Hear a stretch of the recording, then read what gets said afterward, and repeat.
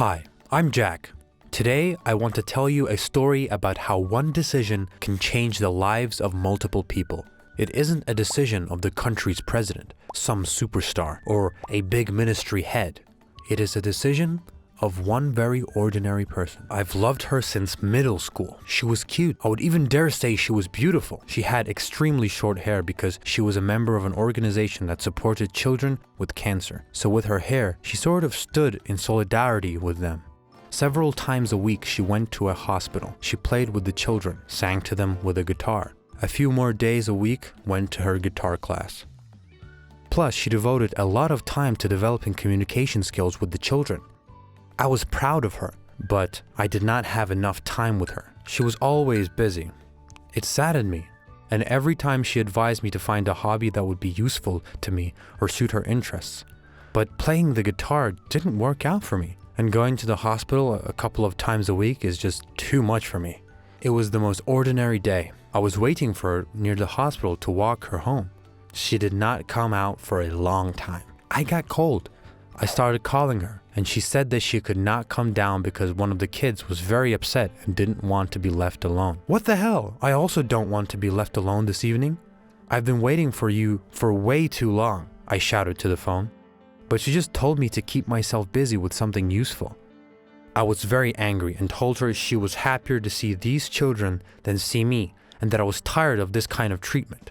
She fell silent for a minute, then said that since I did not understand her, we had better break up, and hung up on me. I was shocked.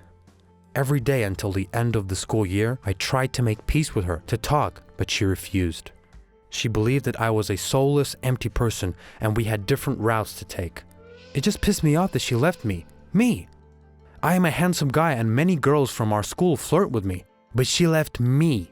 And then I began to think about how to take revenge on her. Summer break started. This year, my parents were unable to take a proper summer vacation, which meant that a trip to the tropics was canceled. So sad and lonely days awaited me, and I desperately wanted to see the world, or at least travel around my country. And then I realized that the perfect revenge plan was ready. I took all my money savings. My parents did not know about them. On the back of a picture of her and I together, I wrote, "I can't be somewhere where she is not." I left this photo on my bed and left home. I deliberately did not take a credit card and other useful things from the house. Let everyone think that I am no longer here. My father is an influential man. He will turn her life into a nightmare. With these thoughts in mind, I bought myself a new backpack and a toothbrush, and my hitchhiking journey began. It all went perfectly. I went from one city to the next, saw different kinds of life, worked here and there. I liked everything, from discovering new places to trying new food. I worked in bars, cleaned cars at the car washers, helped as a mover. Sometimes there wasn't even enough money for a burger.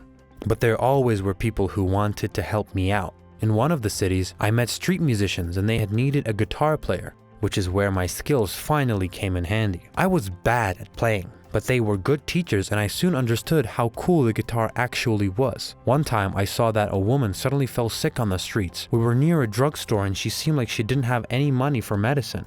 So I offered to give her all I had. She bought everything she needed and invited me over to her house for dinner. I was planning to leave the city in the morning, but realized that I would have to stay longer and make some cash, which is when a woman suggested that I stay at her place. I agreed, and the next morning while watching TV, I saw that they filed a missing person report for me. All the local networks showed my photo. I guess my dad really was an influential persona. That evening, a talk show featured my parents. They looked awful. My mom looked like she never stopped crying, although it's been a month, and my dad looked sick. They were talking about how some girl turned a good boy's life into a nightmare, and that he either died or disappeared because of her. I turned my head and looked at the woman that I helped and who helped me in return. I realized how important it was to try to be useful. I left home that morning. My mother cried and kissed me for a long time. Father hugged me and said that my ex-girlfriend was under house arrest. She was charged. To say that I was shocked is an understatement. Now I understood what I had done and that I must fix everything. A long conversation with my parents, a trip to the police, an agonizing conversation with my ex-girlfriend and her parents. It was the longest day of my life. I never thought I would dare to do something like this before. But now, I actually have done it. She forgave me but didn't want to be my girlfriend. Since then, I have started to devote more time to volunteering, and now I play the guitar all the time. By the way, the musicians from that street group are waiting for me next summer. This is how one person's decision can change the lives of multiple people. And what do you think? Whose decision became the focal one? Mine. To leave my home, or my girlfriend's to leave me? Whose decision changed so many things? Vote in the comments. It is very important for me to know your opinion. Hello, my name is Murat, and I'm allergic to girls. No, I'm not joking. This is quite serious. I'm really in deep shock and don't know what to do. So, I'm an ordinary guy, thin, tall, with a red shock of hair, freckles, and glasses. Well, not a superstar. I'm also a straight A student, and I can already see your faces that say, "Ew, nerd." Actually, it isn't entirely true. I'm quite normal, but a little shy. It's easier for me to read books. They're much more exciting and fun. There is a whole world in which you can be a knight who defeats a dragon, a scientist who invented a cure. A cure. If only someone could come up with a cure for this terrible allergy. What am I saying? Well, I agree. I'm not very handsome, a nerd, also absent-minded, but that doesn't mean at all that I don't like girls. I'd really like them, especially Nina. She's magnificent and breathtaking. She's also tall, practices gymnastics, and loves history, especially reading novels about love, knights and dragons, vanilla lattes, and floral perfumes. I've watched her for so long that it seems I know all her habits and hobbies, but it didn't bring me any closer to her. Moreover, the more I learned, the more I was afraid. On one of the school days, I was sitting on a big break and reading. She came up to me, I was just numb. "Hi, it's my birthday tomorrow. You should come," she said, and handed me an invitation. I just blinked and nodded like that little toy in my father's car that always waves his head. She smiled and laughed. I ran home like the happiest person. On the way, I bought a gift and chose a clean t-shirt in my closet.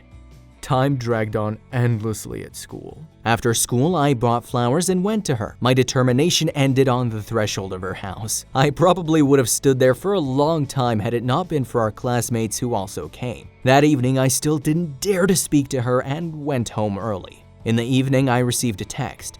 "Thank you for the gift. I'll wait for you in the morning. Let's walk to school together." It was cool. I didn't sleep all night. In the morning, I came over to her. She was already waiting. Nina took my hand and started talking. That's all I remember. We just talked. She was so easy to talk to, I was just thrilled. We hung out all the time, talked, and laughed a lot. I really wanted to kiss her and was very afraid. That day we went to the movies. I walked her home and yes! It was awesome. Her lips smelled of strawberries. I was proud of myself and now could kiss her day and night. After a while though, I got nasal congestion. My nose simply refused to work around her. I asked her to change her perfume, but that didn't help.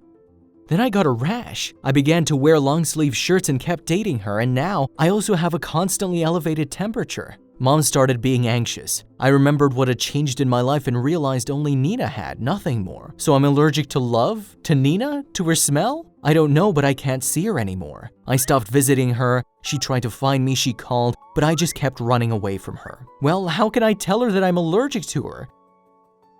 How do you say this to a girl? This is probably the most terrible reason for a breakup. I just tried to disappear. A month passed, Nina was no longer looking for me, but she was very sad and drooping. But I never got better. All the symptoms remained and my mother finally convinced me to go see the doctor. The doctor asked my mom to leave us to talk with me in private. I told everything as it was and asked if allergies to girls could be treated. "Let's get you tested and then we can tell for sure," the doctor replied. A couple of days later, the doctor invited us to his office. "I have 2 news for you. Firstly, you don't have allergies to the girl. Second, you have to make peace with your girlfriend, otherwise we won't be able to cure you," the doctor told me. At this moment, I was terrified. It's probably AIDS. I paled in face. The doctor asked me to call Nina. It was terrible. Those 20 minutes while she was driving to the hospital were the worst. She finally arrived. The doctor put us next to each other to tell us the news. "Do you want me to tell you what disease you have? I think you already realized that this isn't AIDS because it can't be transmitted through saliva. but some illnesses are. For example, the disease of kisses, or as it is also called, Epstein-Barr disease. This infection is found worldwide regardless of the climatic conditions of the region and seasons. Most often, school students, adolescents, and young people get sick, and therefore they call it the disease of kisses. The source of the disease are patients, virus carriers. The infection is transmitted by airborne droplets with saliva or through blood transfusion. The treatment is straightforward, almost like tonsillitis. Oh, I think I turned on the nerd again. I'll say the main thing.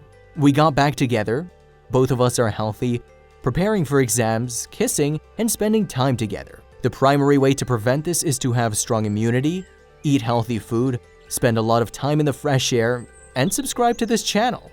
Also, give it a like and don't forget to turn on the bell.